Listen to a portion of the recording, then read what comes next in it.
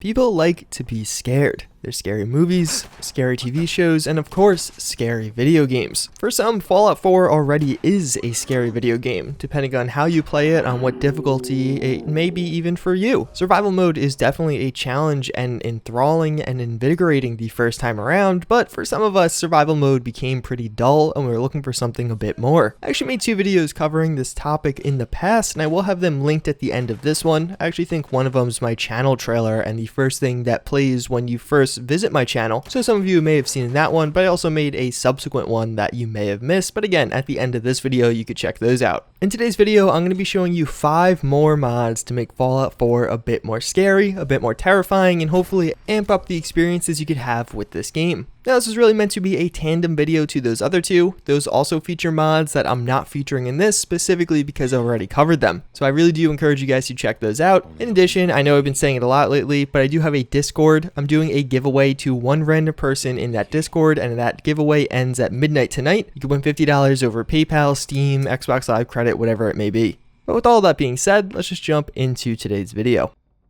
Fallout 4 has a plethora of weather types, weather mods, and just all kinds of options as far as weather goes. But one that I very recently found that I think is going to be a perfect fit to make the game just a little bit more unsettling is going to be Fog of W. Yeah, I can't say that word. Welcome to YouTube in 2018. Either way, what this mod is going to do is actually make it so there is consistent fog across the Commonwealth. There are different cycles of this fog. Sometimes it's going to be a very dense and heavy fog, limiting your vision to pretty much only a few yards ahead of you. Other times it's going to be a more moderate fog, so you actually can see somewhat in the distance and definitely can hear into the distance. But either way, when comparing this to vanilla Fallout 4 or even some of the other mods out there, it is definitely going to limit your visibility. It is going to make you rely more heavily on things like your ears and actually pay attention to what's going on around you in other ways. This is cool, but also makes the game quite a bit scarier. You won't necessarily see a threat before you hear it. Sometimes you're going to hear it and not be sure which direction it's coming from. Playing with this mod for a few hours definitely upped a lot of those firefights and different things you stumble upon throughout exploring the Commonwealth.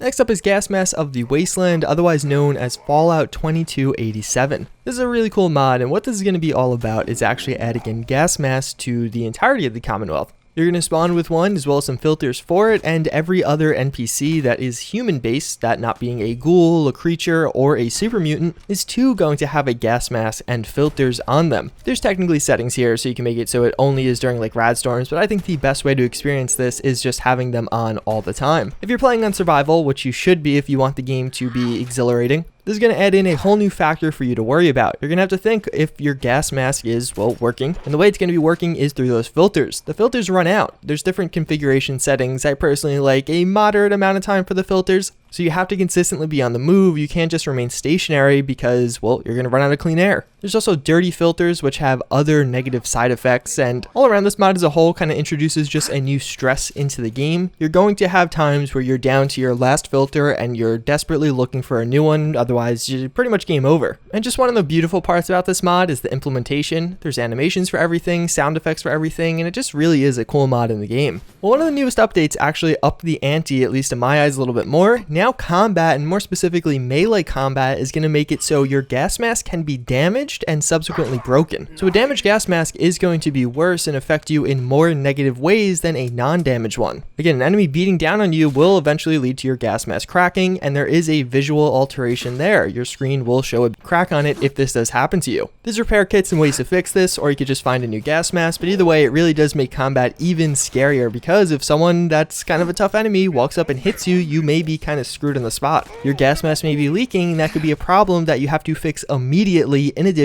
to taking care of the enemies around you.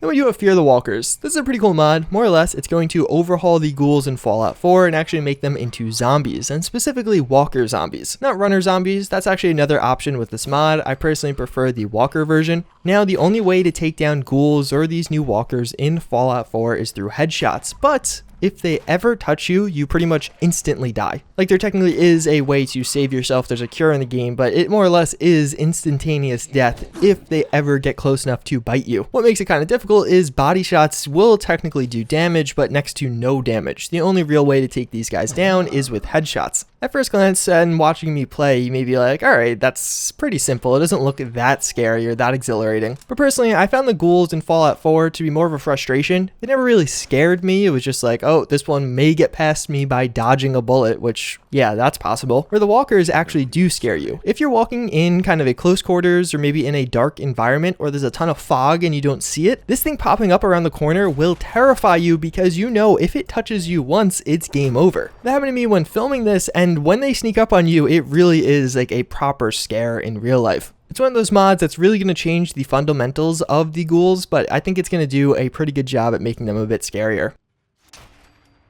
And then another mod to build off these new and transformed ghouls is actually going to be Terrifyer. I showed you guys this once in the past, so I'm going to show you some of the footage from that time. But either way, it's going to change the sound effects of the ghouls. I think making them sound way more nasally and just all around a little bit more terrifying than their vanilla counterparts. This of course is going to work with the Walkers mod that I did just show you. I was using the two in tandem before. Now I'm just using Terrifyer to kind of showcase this mod specifically. And this is another one. When you go into kind of a dark environment or a closed room, you're going to hear these noises coming out of the darkness, and it really does make the game feel quite scary. But it's a sound effect mod, and me talking over it doesn't really make a ton of sense, so just listen to the sound effects.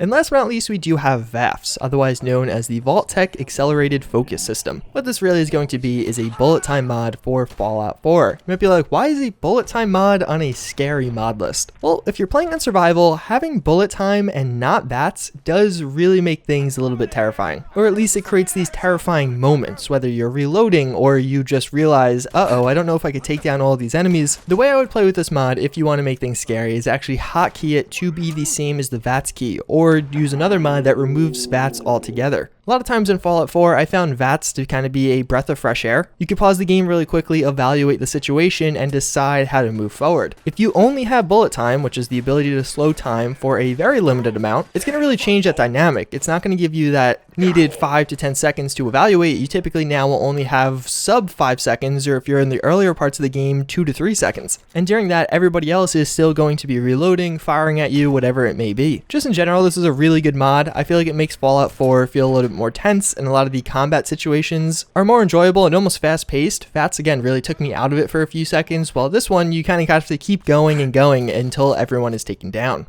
So that's pretty much going to wrap it up for this one. Hopefully you guys enjoyed this video as always. I enjoyed making it. And rather than a like fun fact or anything like that today, I actually just want to say a big thank you to all of you who have been watching. Obviously, this channel has been doing really well lately, I think partly because of some of the speculation videos, but also I just think people enjoy modding Fallout and my coverage of that. But it is only 51 days until Bethesda's E3 conference on June 10th, and I think that's going to be a big turning point for this channel. We're going to shift focus to probably some E3 coverage, looking at this new game, and of course covering this new game when it's released. There's a lot of cool stuff coming, and hopefully you guys stay along for the ride or are excited for some of these new games, even if we don't get a new Bethesda E3 game, which would be massively disappointing. But there's a lot of other cool stuff coming, hopefully a new announcement from the guys at CD Projekt Red, probably in the form of new details on Cyberpunk 2077, but in addition, Obsidian's new game, or their new RPG specifically, could be something really cool and promising, and I will be looking out for that and covering that at E3 also. So again, just a big thank you to all of you who have been watching. As always, I hope you guys enjoyed this video. I actually have another cool one coming out, Westworld themed, like Fallout 4, but Westworld themed in Fallout 4, so that should be out, I think, tomorrow or the next day.